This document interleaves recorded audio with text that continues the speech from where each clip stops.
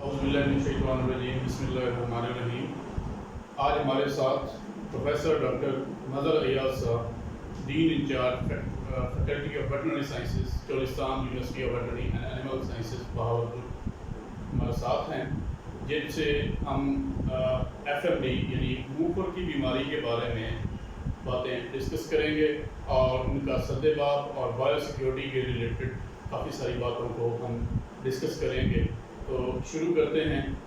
Sir, सबसे पहले तो आप ये बताएं कि मुँह खुर की बीमारी है क्या और इसके जानवरों की सेहत और पैदावार के ऊपर कितने और किस हद तक नुकसान आते हैं। बहुत शुक्रिया डॉक्टर मोदी साहब। और आज आपने बहुत अच्छा टॉपिक चूज़ किया है कि FMD फुट एंड माउथ या मुँह खुर का जो मर्ज़ है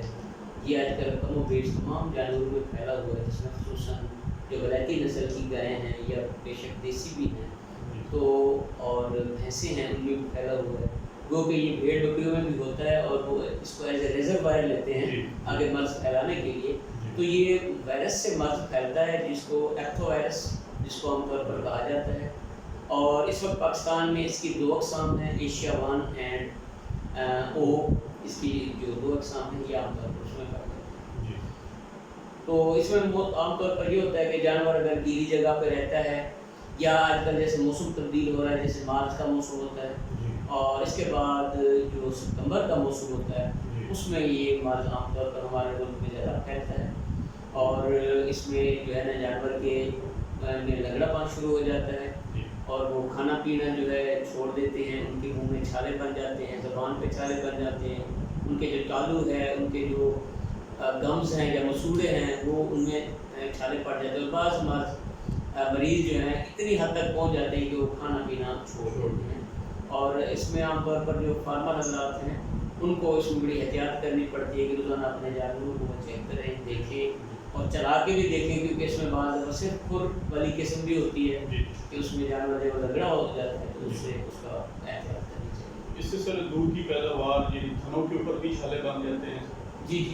इनमें सब थनों में छाले पड़ जाते हैं और बाद दफ़ा इनकी वजह से मास्टाइटिस भी होता है और जानवर का दूध जो है वो तकरीबन ख़त्म होने के करीब हो गए। तो सर इसके साथ इस बीमारी की जो तरसील है, ट्रांसमिशन जो है, उसके बारे में क्या कौन कौन से अवामिल जो हैं वो कारगर साबित होते हैं? इसमें डॉक्टर साहब जो फार्मर हज़रात हैं उनको इसमें थोड़ा मुहतात होना पड़ता है, क्योंकि हर बंदे को ना आने दें अपने फार्म पे, बस सिक्योरिटी का ख्याल करें। और उसके अलावा जो वहाँ पे है जो जानवरों का जो बाड़ा है वहाँ पे चूना इस्तेमाल करें। और इवन के जो हमारे डॉक्टर हज़रात हैं वो भी इस मर्ज़ को बढ़ाने में बड़ा अहम किरदार अदा करते हैं, क्योंकि जब एक फार्मर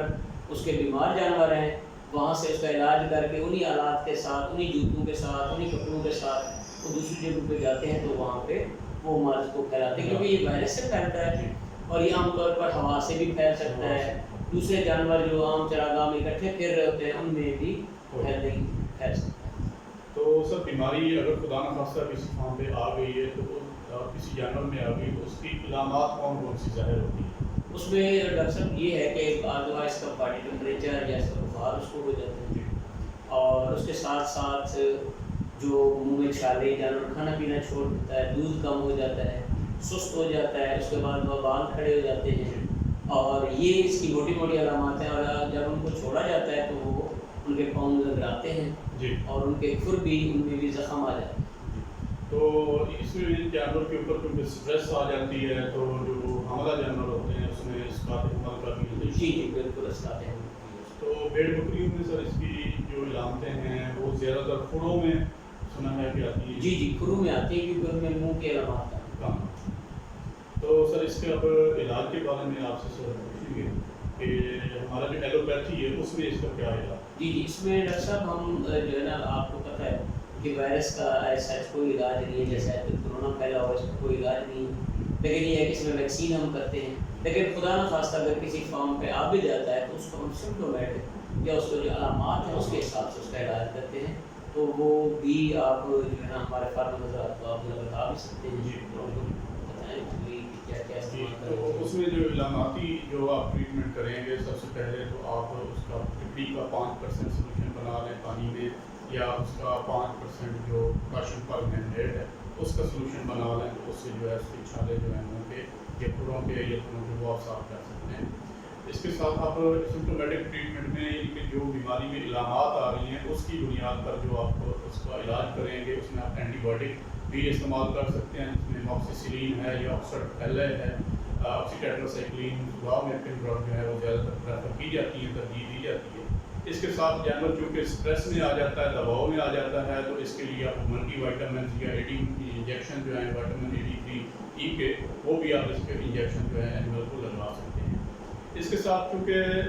زبان پہ اور منہ میں چھالے بن جاتے ہیں، تو جانور کا جو فیڈ کا انٹیک ہے، یعنی خوراک کھانے کی جو شرح ہے وہ چونکہ کم ہو جاتی ہے، اس لیے ہم اس اور کم ہو جانے کی وجہ سے جانور جو ہے وہ کمزور اور لاغر ہونا شروع ہو جاتا ہے۔ تو اس کے لیے آپ جو ہیں وہ ونڈا جو ہوتا ہے، ایک جو کیپسول والا ونڈا ہے، تو اس کو آپ نہیں دیں، بلکہ جو میش فارم والا ونڈا ہے وہ آپ دیں، اور اس میں آپ مکھن وغیرہ مکس کر کے جانور کو کھلانا شروع کر دیں، یا آئل کے اندر مکس کر دیں تاکہ وہ نرم ہو جائے۔ اور اس طرح آج کل جو کیونکہ چارے جو ہیں وہ نرم بھی ہیں، یعنی کہ جس طرح برسیم ہے تو برسیم جیسے جو نرم چارے ہیں وہ بھی آپ جانور کو کھلائیں۔ جانور صرف اور صرف منہ کے چھالوں کی وجہ سے خوراک کھانا چھوڑ دیتا ہے، باقی اس کا جو معدہ ہوتا ہے وہ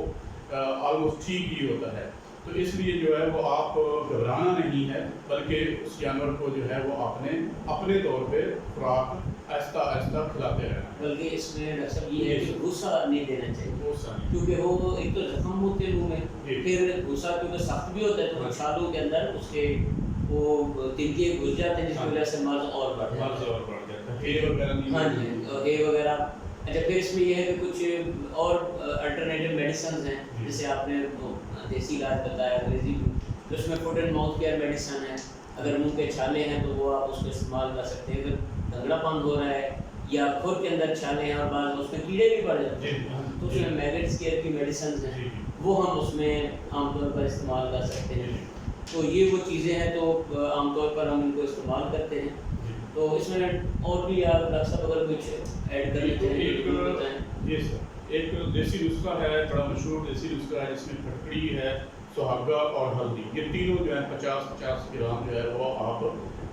مکھن کے اندر مکس کر کے آپ جو ہے 2 یا 3 دفعہ جو ہے دن میں لیپ کر سکتے ہیں منہ کے اندر پہ۔ یہ اس کا بنانے کا طریقہ بھی میں آپ کو بتا دوں کہ پھٹکڑی 50 گرام لینی ہے، سہاگا 50 گرام اور ہلدی 50 گرام، ان تینوں اچھی طرح سے پیس کر مکھن کے اندر مکس کر لینا ہے، اور اس کو چھالوں کی جگہ پہ یا منہ میں جو ہے وہ 2 سے 3 دفعہ جو ہے وہ دن میں آپ نے لیپ کر دینا ہے۔